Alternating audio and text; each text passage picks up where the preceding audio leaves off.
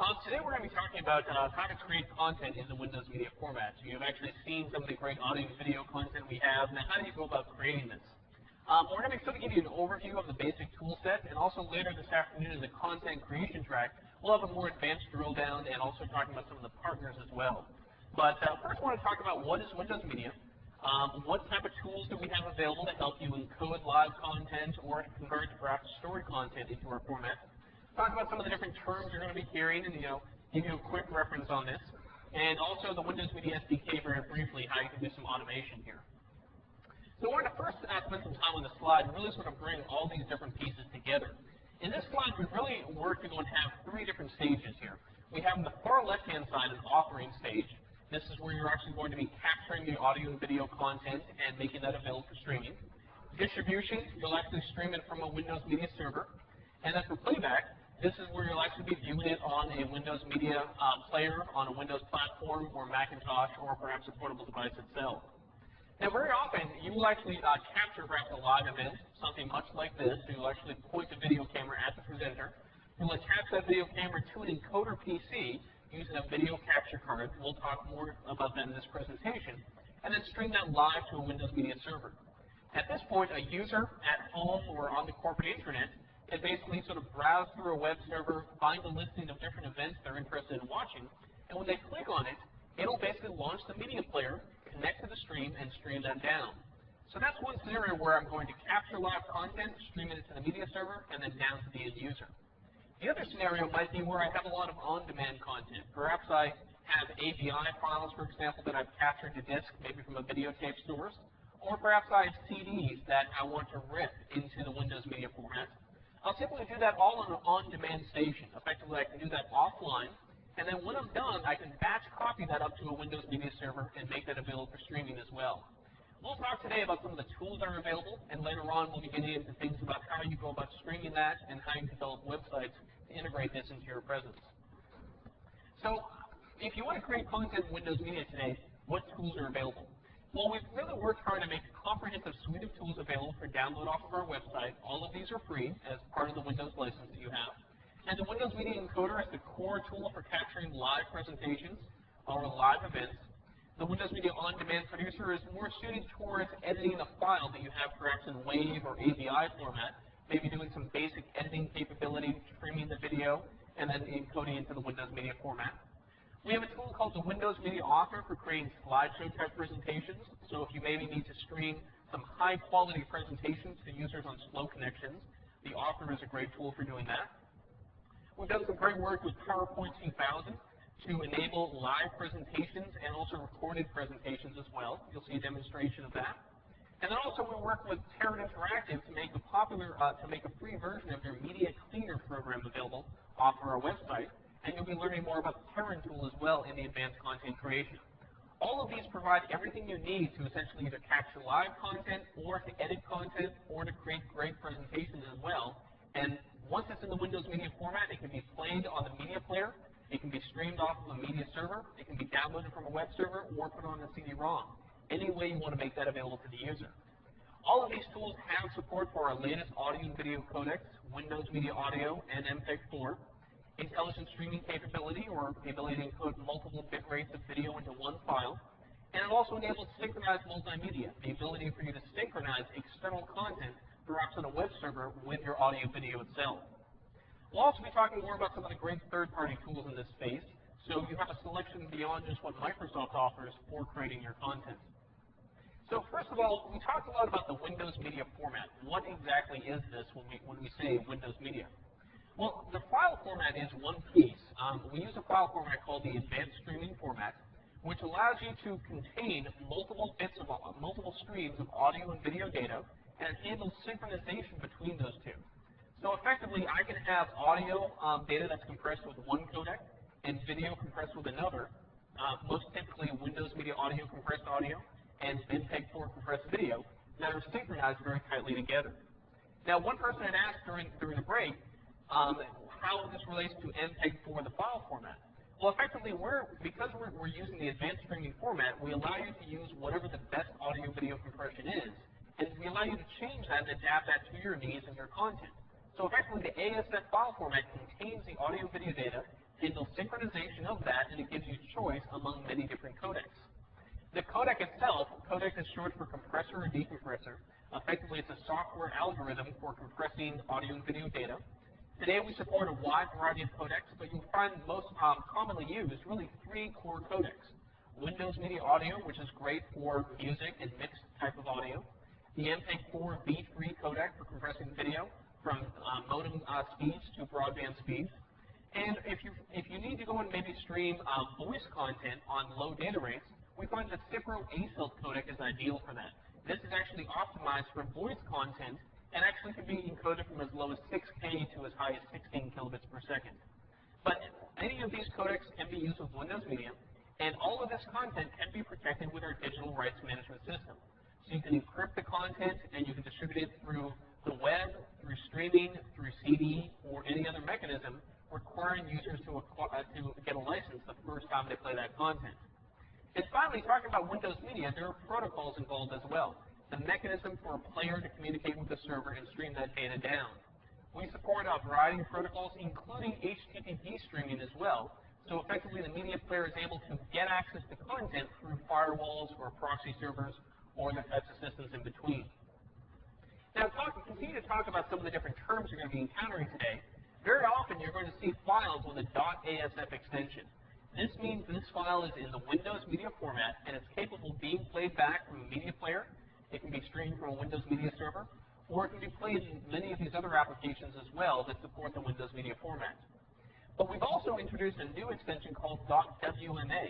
This actually contains Windows Media Audio content only. It's a digital music format, and this is playable by the media player, or by Winamp, or Sonic, or Music Match, or RioPort, or Siren, or many of the different types of applications available today. So ASF tends to contain audio and video format and plays with the media player. WMA is music content and plays across many different applications. Now for both of these, in order to actually support control of playback and streaming, we've introduced a meta file format based on XML, and we'll be talking more about the developing track, but this allows you to build things like playlists, or control the playback itself, or do ad insertion capabilities as well. You'll typically see two different types of extensions, ASX or WAX, and ASX are used for streaming an ASF file from a Windows Media server, or WAX is used for streaming a WMA file from a Windows Media server. The significance of all of this is that if you see these extensions, it gives you an idea of what type of content is in there, audio video for ASF, or audio only for WMA, and it also allows you to understand which players are capable of playing that. Windows Media players strictly for ASF and ASX, and many different types of players for WMA and WAX. Again, if you're interested in learning more about the meta files, also check out our developing websites track for a lot more in-depth information here. So we talked about codec, that's your compression algorithm for compressing the data.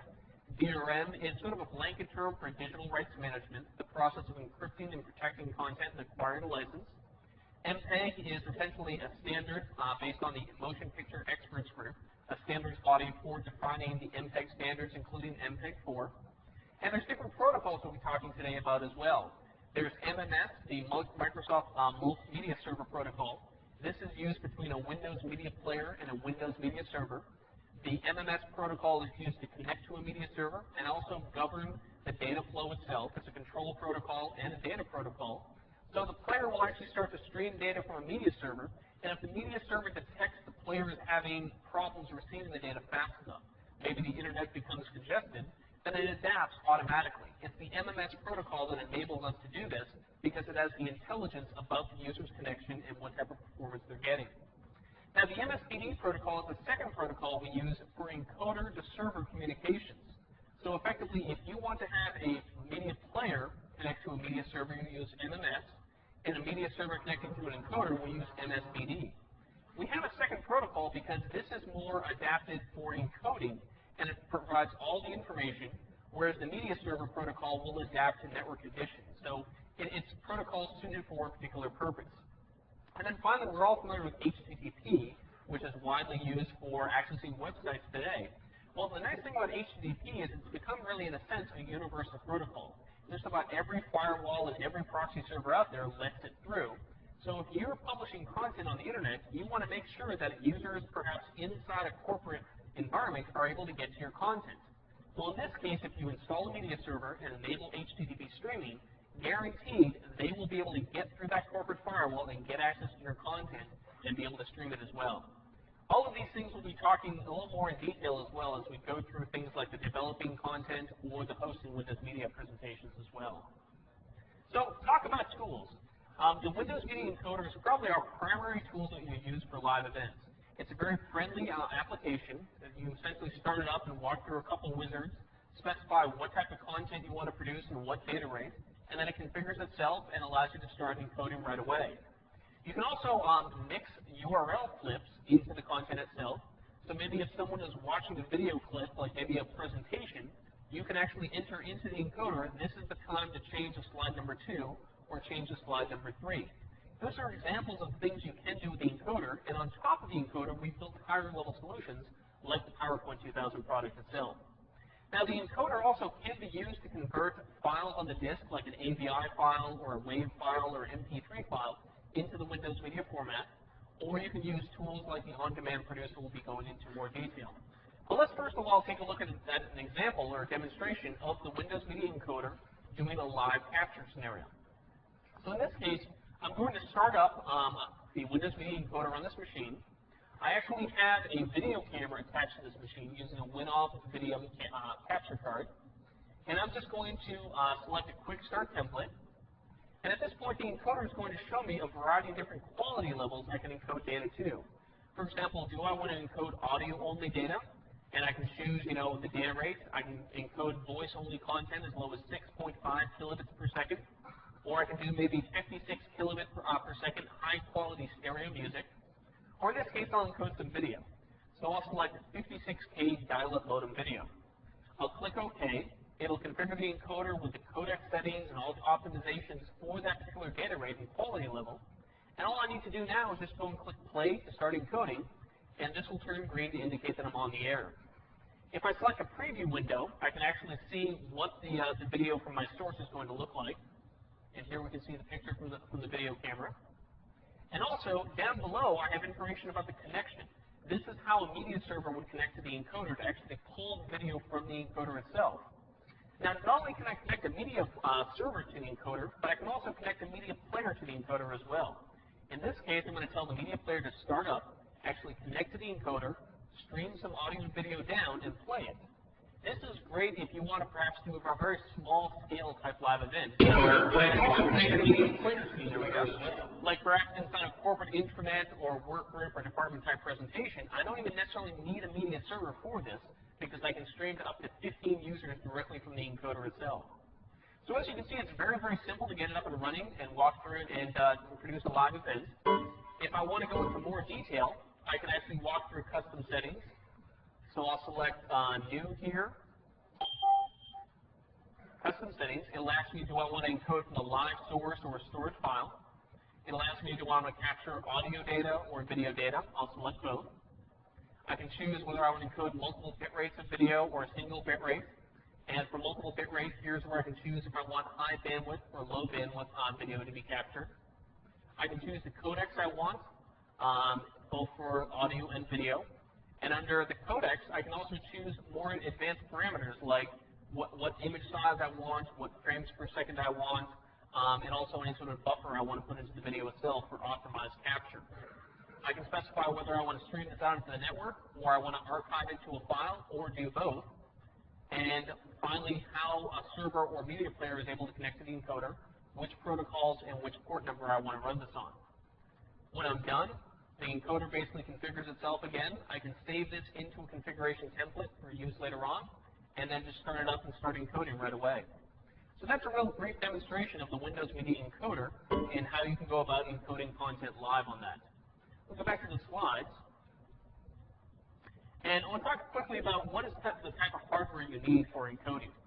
Well, really, the Windows Media Encoder, whatever system you're running it on, is probably going to need the most horsepower out of any component in your system. The reason why is because we do all our compression in software.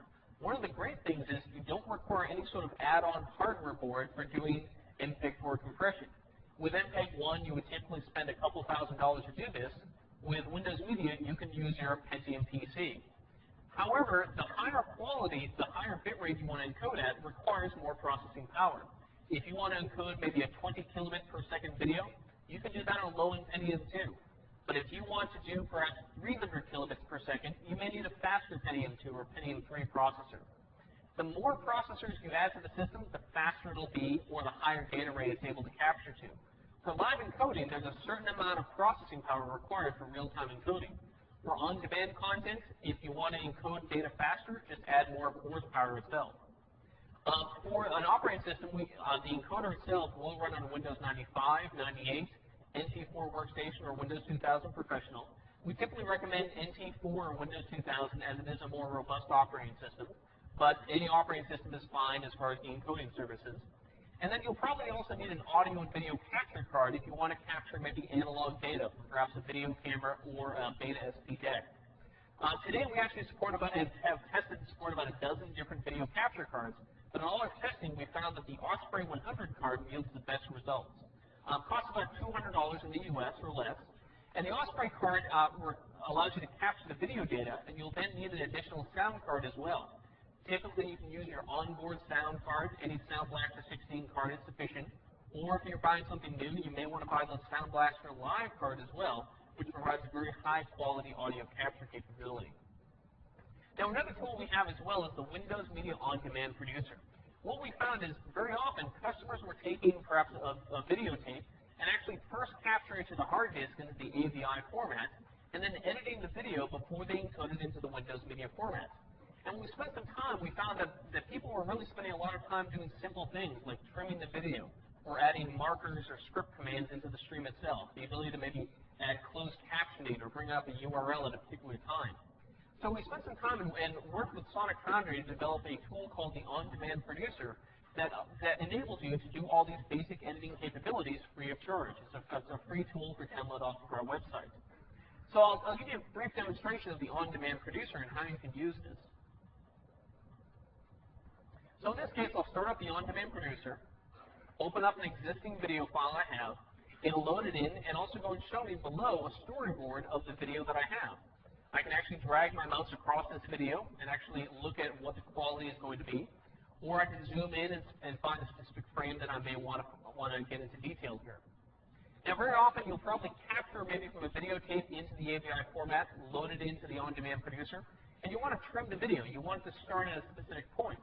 So I can do that just by dragging this yellow triangle across, and I can do the same as far as trimming the end and specifying the start and end points in the video. And then maybe I want to do some special effects. Perhaps I want to go and do a video fade, which I can do using this red triangle. So I can actually fade in from black into the video itself, or by dragging this red triangle at the end, I can fade out to black as well. And the same thing can also be done with the audio here as well. Now, if I add markers into the actual into the video itself, for example, I can add perhaps a table of contents or points in the video that I can jump to. Then in the Process tab, this is where I can address one of the questions that had come up, is when you actually jump to a marker, how do you make the picture show up right away? Well, the On-Demand Producer allows you to do that by adding this Place Keyframes at Markers command. So effectively, it makes sure when the user jumps ahead in the video, immediately the video synchronizes, and they don't have to wait a few seconds for the next keyframe to come along. Also, in the On-Demand Producer tool, we have capabilities like adjusting the brightness. So if your video is too bright or too dark, you can change that on the fly. And audio processing. So effectively, if my audio is too loud or too soft and I'm getting distortion, then I can also adjust that in this tool here as well. Once I've gone through and done all the editing I want on this tool, I'll just go ahead and click the Save as Windows Media button. It'll walk me through a wizard. I'll say encode the current file in this case. Specify the data rate I want to encode this to. In this case, we'll say 250 kilobit video. I'll specify the output directory, click Finish, and on the left-hand side, we see the original video, and on the right-hand side, this is what the end result will look like. When it's done, it'll ask me if I want to watch the video. I'll say yes, and now we can see what it looks like.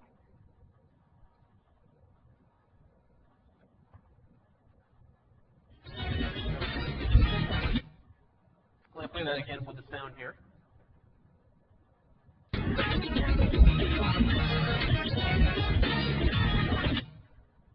you can sort of see that we have the video fade, we're fading in from black, and also the audio is fading in, and then we're fading out as well at the same time.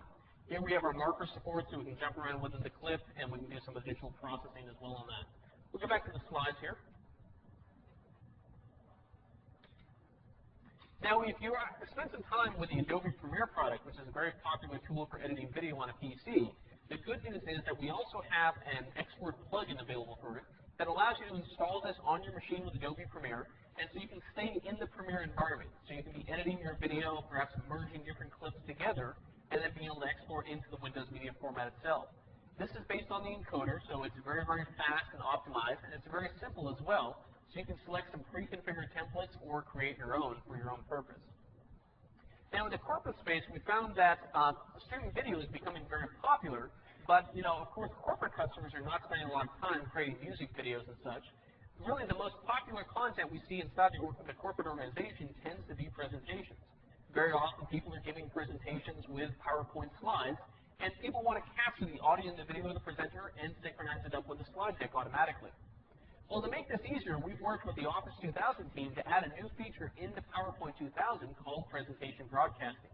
This is a very easy tool that walks you through a wizard to essentially configure an event, both before the event begins and then handle the encoder and all the Windows Media products during the event itself. For the presenter, all they need to walk through is the PowerPoint tools. Automatically, Windows Media is run in the background, and it captures the audio and video and synchronizes it with the presentation, which can then be broadcast live across the intranet or internet, and also archived to disk for viewing later on. The end user, though, doesn't need PowerPoint to watch this. All they need is the Windows Media Player and a web browser like Internet Explorer, and they also have the ability to interact with other audience members through chat or perhaps send email to the presenter themselves. All of this is available in Office 2000 today. I'll give you a brief demonstration of what a sample presentation recorded with PowerPoint 2000 looks like. So in this case, we had a person that actually put together a presentation. They basically sat in front of their PC with a video camera, and as they presented, they recorded this presentation right here. Hi, I'm Lyle Ball, the president of Positively You, and we needed to find a solution to compete with the big guys when it comes to online bookstores. Office 2000 gives us that solution. Excel and Access allow us to get the information we need from our customers, but we also have to respond to our customers. Outlook lets us communicate with them in a timely fashion.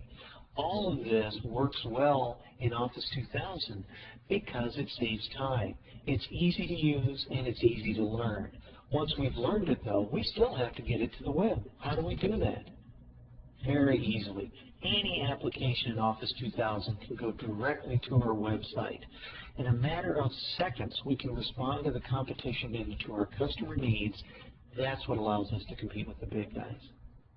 So a couple interesting things about this. While this was recorded, this was actually broadcast live across the corporate internet and recorded to disk as well. And what you're seeing is as the presenter is talking to a bullet point, they tap a button on their keyboard, and PowerPoint animations reveal the exact bullet point they're talking to. When they flip their slide, automatically those slides flip on the end user's machine itself. And also, this slide itself is not what you typically see. It's not a JPEG or GIF image. Instead, this is dynamic HTML. So you can actually copy this, you can edit it, and it's very, very small. It's not like a big image that has to be downloaded to the user's computer. If the user wants to interact further with this presentation, they can click on View Previous Slides and maybe jump back or jump ahead of the presentation. Email will actually send email using by default client to the presenter, and online chat will bring up a chat client itself. Or, this is all, again, an HTML template, so you can also further customize this and brand this to your own needs. And I won't go into detail about how to set this up, but the PowerPoint product will create all of this for you and use your own configuration, and even configure a Windows Media Server automatically to distribute this content via multicast or unicast. So we'll go back to the slides and talk a little bit more about how to do some automation of this. So Ramiro Calvo, in his Windows Media SDK presentation, will actually go into a lot more detail here. But very often we find that perhaps you're looking at encoding a couple different events, and instead of having somebody sit in front of the encoder, you want to achieve some sort of automation. Maybe writing a simple script or application that will run the encoder based on what your business needs. Well, the great thing is that we have the Windows Media SDK available that makes it very easy to do this. Effectively using Visual Basic, Visual C, or a variety of different languages, you can actually automate the encoder and be able to control when an event starts recording and stops recording, and also the insertion of things like closed captioning text or URL slips as well into the stream itself. Finally, Windows Media is really beyond just what Microsoft provides today. We've provided some great tools available today as part of the product. They're on the CD and you can download them from our website. But we also recognize that there's a number of great third-party tools providers today. Adobe has great video editing tools on the PC. Sonic Foundry has great audio editing. Terran Interactive has the Media Cleaner, which is an excellent tool for cleaning up your media. So we've really worked hard with all these different third parties to allow you to choose whatever tool is best for your needs and to support Windows Media as well. If you'd like to learn more about some of the third-party options available, I'd encourage you to check out Richard Saunders' presentation on advanced content creation this afternoon.